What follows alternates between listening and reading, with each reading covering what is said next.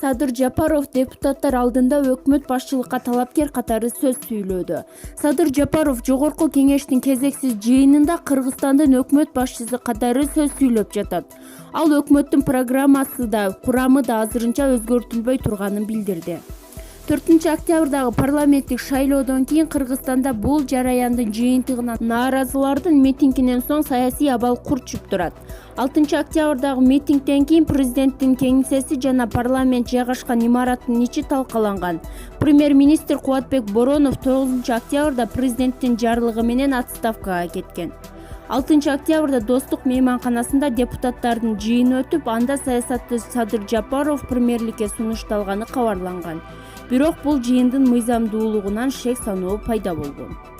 Вице-спикер Мирлан Бакиров Садыр Жапаров башында турган өкмөттүн курамын бекитүү жөнүндө токтомго кол койду. Бул туурасында парламенттин маалымат кызматы билдирди. Бакиров өзү вице-спикер жана жыйынга төрагалык кылгандыктан дайындоо жөнүндө токтомго кол койгону айтылат. Эске салсак, 10-октябрда мамлекеттик резиденцияда Жогорку кеңештин депутаттары кезексиз жыйынга чогулуп, жаңы өкмөттү шайлашкан. Башында төрага Мыктыбек Абдылдаев залда 51 депутат отурганын, ону ишеним кат жибергенин жарыялаган. Залда отурган депутаттар дагы бир экөө жолдо келе жатканын айткан. Кийинчерээк вице-спикер Аида Касмалиева жыйын ортолоп калганда чыгып кеткенин билдирди. Ал эми Канибек Иманалиев жыйынга 41 гана депутат катышканын, анын экөө толук катышпай кетип калганын белгиледи. Мындан улам айрым депутаттар Садыр Жапаровду премьер-министрликке шайлаган жыйынында кворум болбогонун айтып, анын дайындалышын легитимсиз деп жатышат. Президент Сооронбай Жээнбеков Садыр Жапаровду өкмөт башчылыкка дайындоо тууралуу буйрукка кол кое элек. Бул тууралуу өкмөт башчысынын басма сөз катчысы билдирди. Анын айтымында президент кол коюп бекитүүсү үчүн Жогорку кеңештин депутаттарынын токтому келүүсү керек. Учурда Жогорку кеңеш президенттин кароосуна токтом жибере элек, дейт Стамалиева.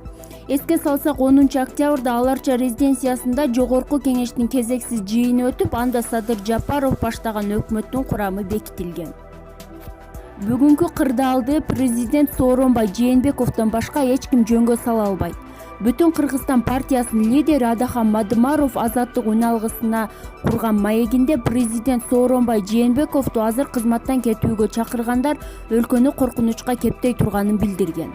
Ал мамлекет башчысы баарын мыйзам талаасына кайтарышы керектигин белгилеген. Саясатчылардан жападан жалгыз президентти тааныбаган Мадымаров болгон. Аны мен коргогум келбейт. Мага өлкө, эл, мамлекет керек. Ал мен тааныбаган президент. Бүгүнкү кырдаалды ал кишиден башка эч ким жөнгө сала албайт. Ошондуктан президентти 3 күндө, 5 күндө кетириш керек дегендер өлкөнү аябагандай коркунучка салууда. Орус саясатчылары бекеринен мамлекеттүүлүгүн жоготуп алуу алдында деп айткан жок, дейт ал. Кыргыздар президенттерин жек көрүшөт. Жириновский Кыргыз өлкөсүндө болуп жаткан окуяларга таң калуу менен комментарий берди. Орусиялык саясатчы жана мамлекеттик думанын депутаты Владимир Жириновский Комсомольская правда радиосуна берген маегинде Кыргыз өлкөсүндө болуп жаткан окуялар жөнүндө комментарий берди. Ал өз сөзүндө өлкөдө болуп жаткан акыркы окуяларга таң калуу менен карап, кыргыздар тактыга келген президенттерин жек көрөөрүн айткан. Кыргыздар өз президенттерин жек көрүшөт. Алар ушуну менен 5-президентти айдап жатышат. Аскар Акаев кайда? Ал Москвада жашынып жатат.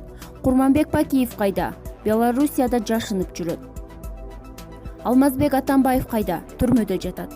Сооронбай Жээнбеков кайда? Бул эмне демократиябы? Көп партиялуу тоскоолдук 4%, аларда 7%дык чек бар болчу. Азыр ошол 7%дык чек кайда? Мындай дүйнөнүн эч бир жеринде болгон эмес, болбойт дагы. Болуп жаткандардын бардыгы Бишкектеги эле узурпаторлор, диктаторлор ойлоп тапкан. Израилде 1% босого чекти камсыздаган партиянын өкүлдөрү азыр парламентте отурат. Кыргыз мамлекети Борбор Азиядагы эң жакыр өлкө. Менин ал жакта туугандарым, Бишкекте жерим да бар.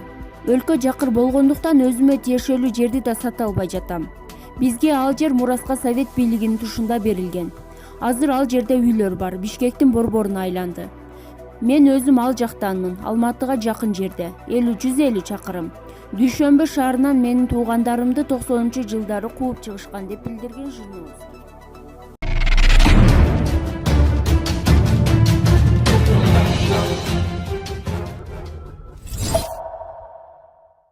Өзүңөргө тиешелүү мамлекеттик органдардын ишин катуу контролго алгыла. Бардык чыгып жаткан проблемалар туурасында ачык сүйлөшүп тургандай болобу. Ачык, эч нерсе жашырбагыла.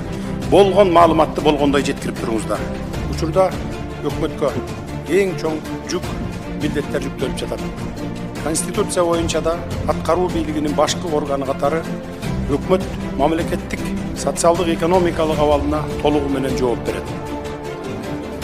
Бул милдеттердин үстүнө азыркы учурда мамлекеттин коопсуздугу да жүктөлүп жаткандыгын сезип турасыздар.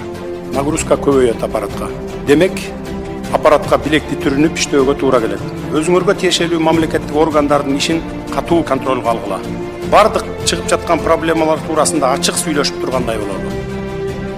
Ачык, эч нерсе жашырбагыла. Болгон маалыматты болгондой жеткирип туруңуздар. Жантөре Сатыбалдиев жана Дамир Мусакеев өз ыктыяры менен колонияга кайтыштыбы? Садыр Жапаров өкмөт аппараттарынын башчылары менен жыйын өткөрдү. Экс-премьер-министр Жантөре Сатыбалдиев ден соолугунун начарлашына байланыштуу улуттук кардиология жана терапия борборунда жатат. Ал кечээ 11 октябрда өз ыктыяры менен номер 47 абакка келгени кабарланды. Бирок жүрөгү ооруп, өзүн жаман сезгендиктен ооруканага жаткырылган. Аны конвойлор кайтарып отурат. Жазаларды аткаруу мамлекеттик кызматы билдиргендей, парламенттин экс-депутаты Райхан Төлөгөнов, Айбек Калиев жана УКМКнын 9-кызматынын мурдагы башчысы Дамир Мусакеев жаза өтөө мекемесине өз ыктыярлары менен кайтып келишкен.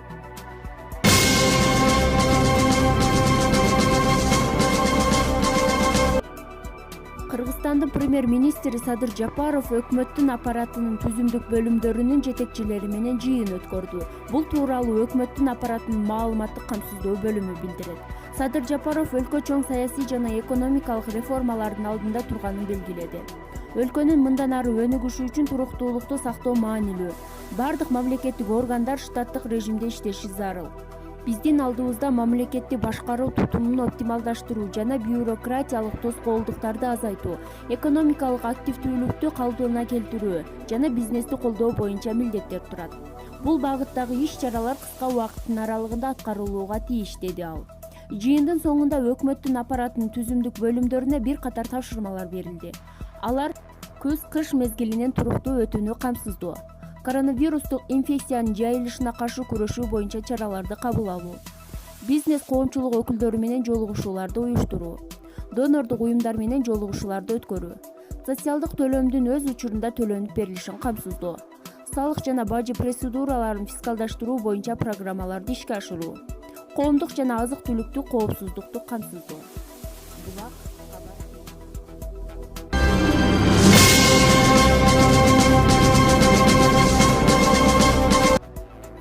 Жээнбеков экс-президент Роза Отунбаева менен жолукту. Ортодо эмне кеп болду? Өлкө башчысы Сооронбай Жээнбеков экс-президент Роза Отунбаева менен жолугушту. Кабарды мамлекет башчынын маалымат катчысы Толгонай Стамалиева тастыктады. Тараптар өлкөдө түзүлгөн кырдаалды талкуулап, андан чыгуу үчүн жалпы улуттук консенсуска келүү зарылдыгын айтышты.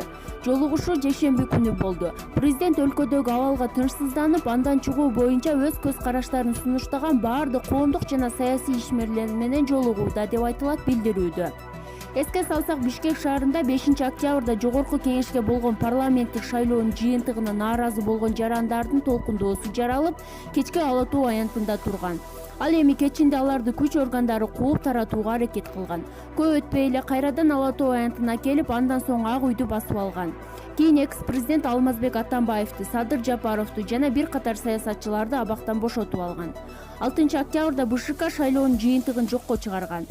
Кечинде парламент премьер-министрликке Садыр Жапаровдун талапкерлигин жактырган. 7 октябрда ар кайсы ишканалар аларды басып алууга аракеттер болгонун айткан. Митинг уланып, митингчилердин бир бөлүгү Садыр Жапаровду колдосо, экинчиси люстрация мыйзамын талап кылган. 8 октябрь күнү президент Сооронбай Жээнбековго айрым депутаттар импичмент процедурасын баштаганын кабарлашты. 9 октябрда 4 партия башын бириктирип, премьер-министрликке Өмүрбек Бабановдун талапкерлигин сунуштады. Алмазбек Атамбаев менен Өмүрбек Бабановдун колдоочулары ала тоо аянтындагы митингге кошулуп, тараптардын ортосунда кагылышуу болгон. Атамбаевдин автоунаасына ок атылган. 10 октябрда жогорку кеңештин депутаттары кезексиз жыйынга чогулуп, Садыр Жапаровдун талапкерлигин өкмөт башчылыкка колдоп беришкен. Ушул эле күнү мурдагы президент Алмазбек Атамбаев баш болгон митингчилер тарабынан бошотулган саясатчылар кайрадан камала баштаган. 11-октябрда Аида Касмалиева баштаган бир катар депутаттар кезексиз жыйында кворум болбогонун айтып, Жапаровдун кызматка отурушун легитимсиз деп чыгышты.